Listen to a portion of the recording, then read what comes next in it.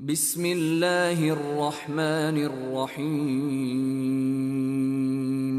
قول معروف ومغفرة خير من صدقة يتبعها أذى والله غني حليم.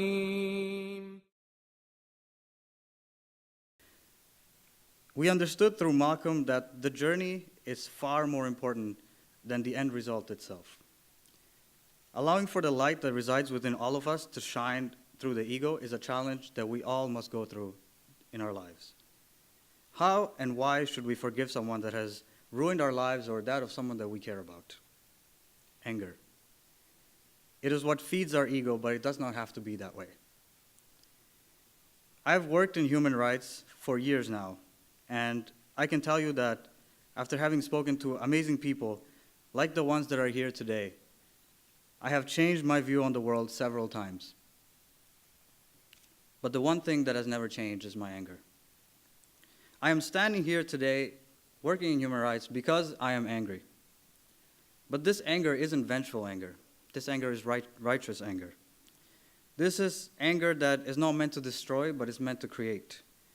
It wasn't born out of hatred or fear. It was born out of love, experience, and yes, forgiveness. I know that every person in this room has known that anger before. Today, I am here to introduce the documentary Forgive Me, Mother, a film about a topic that is not so easy to speak about, and most people don't. Forgiveness. The film will be followed by a presentation by the two filmmakers that have been kind enough to join us here from the United Kingdom. And we hope that this journey that you will take with us today will help you channel your anger and create something awesome. So without further ado, I would like to ask everyone to turn off your cell phones, sit back, relax, and let us take you on a journey of the mind and of the soul. Ladies and gentlemen, enjoy the show.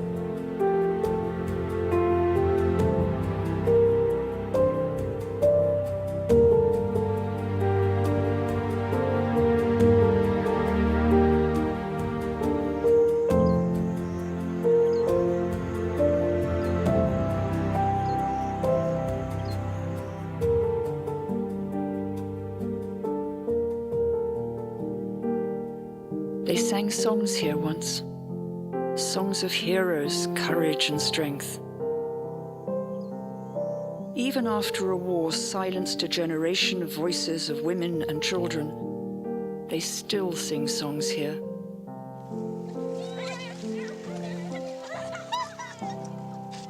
Songs here were often stories, and this is one such song, a story of survival and the will to believe in forgiveness and the beginnings of hope.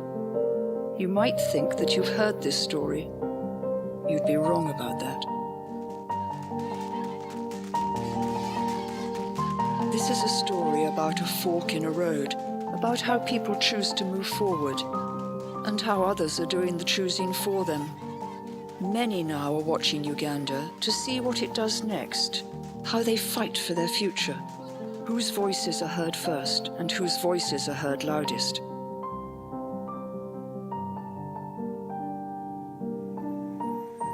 But now there has emerged a great divide between how we, from afar, choose to speak about the future of Uganda. I don't think the Juba Peace talks would have occurred without the ICC. and how the people themselves wish to move on and speak for themselves. Even the ICC were told that we are the victims, you are not the victim. And we are saying that if he can only come back, for us, we are ready to forgive. The story of the war in northern Uganda is not yet over, and for some, it never will be. But now, as the circle around Africa's most wanted man, Joseph Kony, inches ever closer, these voices from the ground are in danger of being drowned out.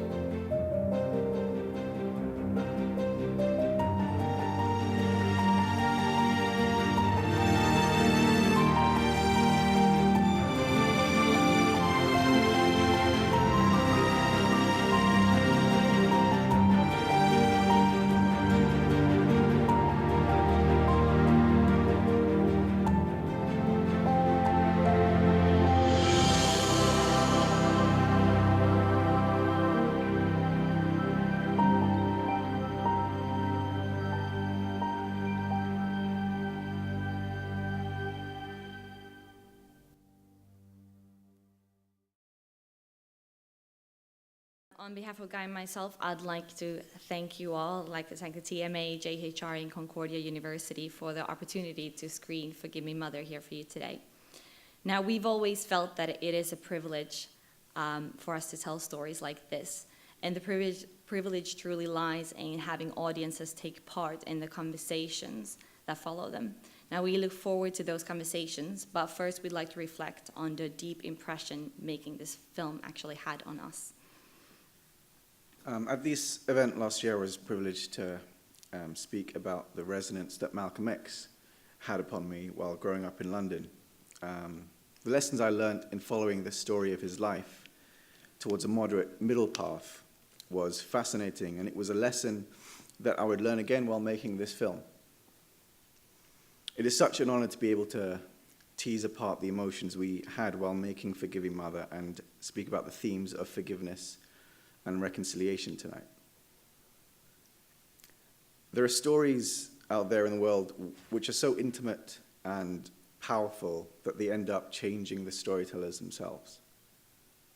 These stories are dark, usually, bound in difficult circumstance. They demand of those behind the camera to confront uncomfortable truths about themselves and certain paradigms that previously these filmmakers held to be absolute. In fact, for Heidi and I, it was only while making this documentary we came to realize that these are the stories, the ones that leave a mark, that are the stories that are worth telling. Now, over the next few minutes, we'd like to talk about why it is that we came to such conclusion. Now, Guy and I traveled to northern Uganda in 2010. At the time, I was completing a master's degree in human rights at City University in London. Now, I know there's some of you in the audience here today who know what it's like going through a human rights degree. You're surrounded by these bright young people who have the noblest of intentions. Back then, we were those people. We traveled to northern Uganda with what we believed to be a noble idea of raising the voice of the voiceless. We just set up documentary company Kodak, and we'd already tackled complex subjects with our previous film, The Truth That Wasn't There, which we filmed in Sri Lanka in 2009.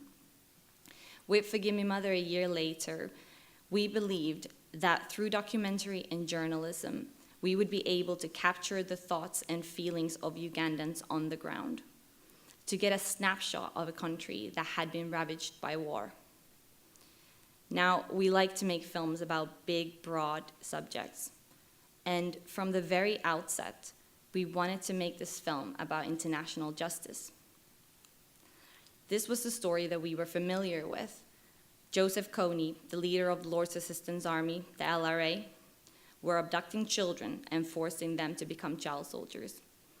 We knew that over 30,000 children were believed to have been abducted, and Joseph Kony and 5 of his top commanders had just been indicted by the International Criminal Court, the ICC, for war crimes and crimes against humanity. And everyone, we thought, wanted him to be caught and brought to justice. To tell a story like this involves a great deal of research and preparation.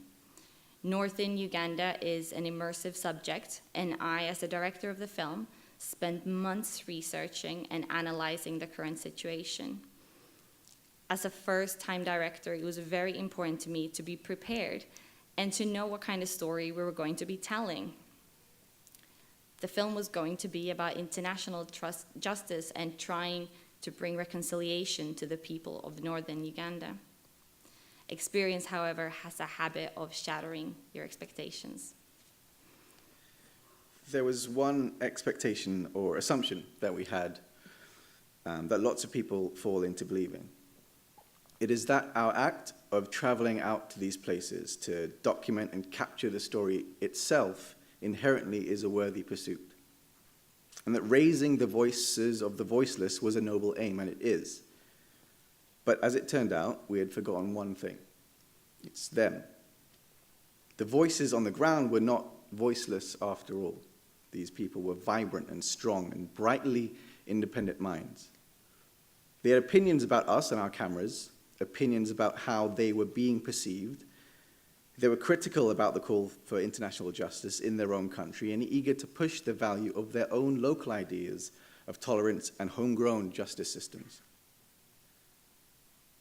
To this day, it reminded me of Malcolm X's struggle to focus on self-worth within black communities in America, inner strength.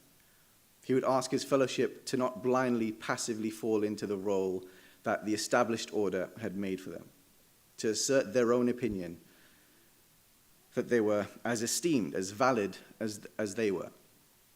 So these Ugandans, Lee Adong, Patricia, Oscar, Norbert Mao, they weren't going to offer us tears and a sub-story. No one was going to tell them that this was a story that we were trying to tell. They would tell it themselves. In fact, almost immediately, the assumptions we had about what these so-called voiceless northern Ugandans wanted were being quashed. Every angle we had thought of, every character stereotype, every trope was dismantled the more and more we listened.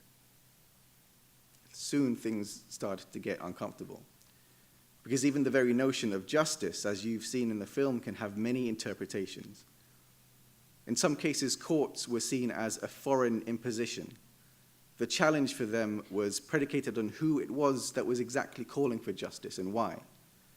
Because in fact, there were plenty on the ground that were not calling for anything of the kind. In fact, they were pushing for things like forgiveness and an amnesty as an alternative. An amnesty even for the likes of Joseph Kony. These opinions shook us, kicked us about a bit. These views didn't quite fit into the neat narrative we arrived with. Instead, we were confronted by many different narratives, stories that had been around for years and were in Uganda as established as the notion of court justice. You see, the problem wasn't that they were voiceless, it was because we had stopped listening. Uganda had more nuance, more rich layers of storytelling, more life than we had expected. And the answers to our questions were never neat and always complex.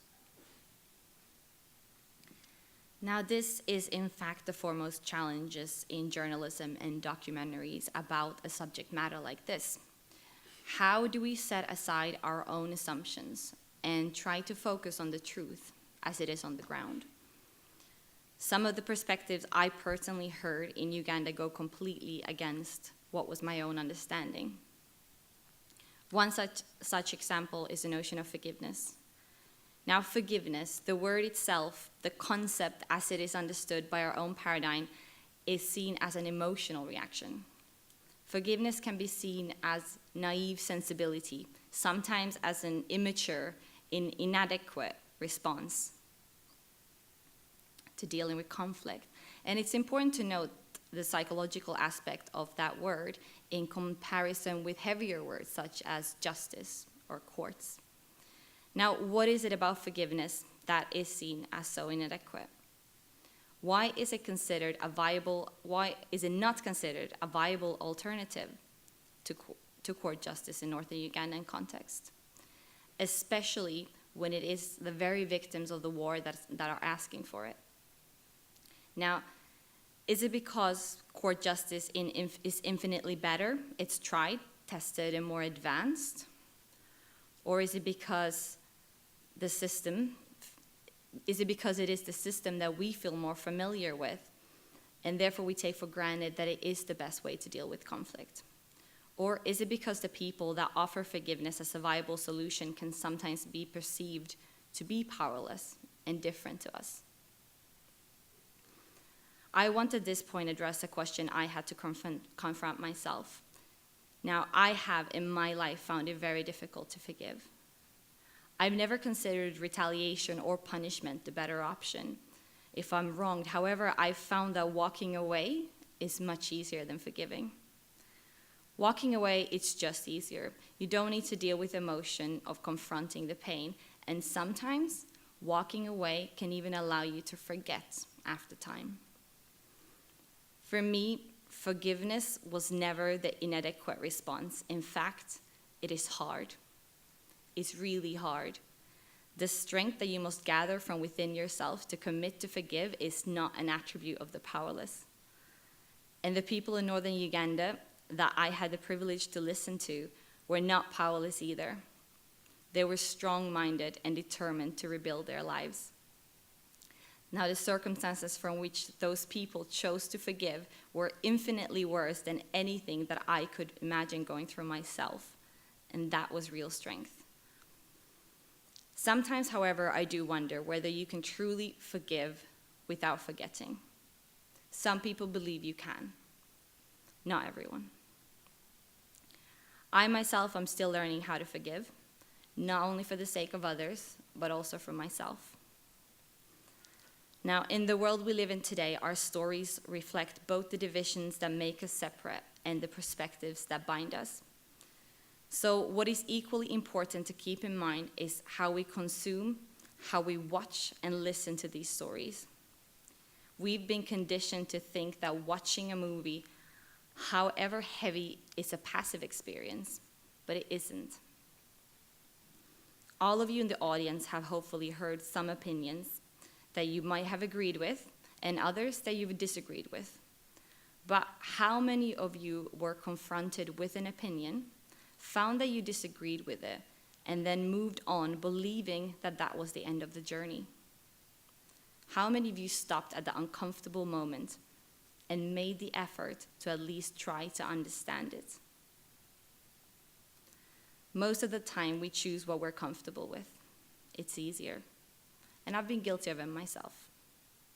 But the problem with that is that sooner or later, these opposing perspectives become drowned out and dismissed. We call those ideas illegitimate and naive. The argument becomes less civil, and they just become shallow contests. Now, this arrogance comes out of the fear of confrontation, the fear of understanding, the fear of listening. We cannot afford to remain that passive, not in a world of 7 billion people. The lesson we learned in northern Uganda came from listening to those voices. At some point while conducting our interviews, I remember that the crimes these young men and women were forced to commit were unspeakable. But what struck me was that they did choose to speak to us, no matter how hard it was. The people we spoke to sat in front of us, and the ones that we got to know had killed people. They had taken life.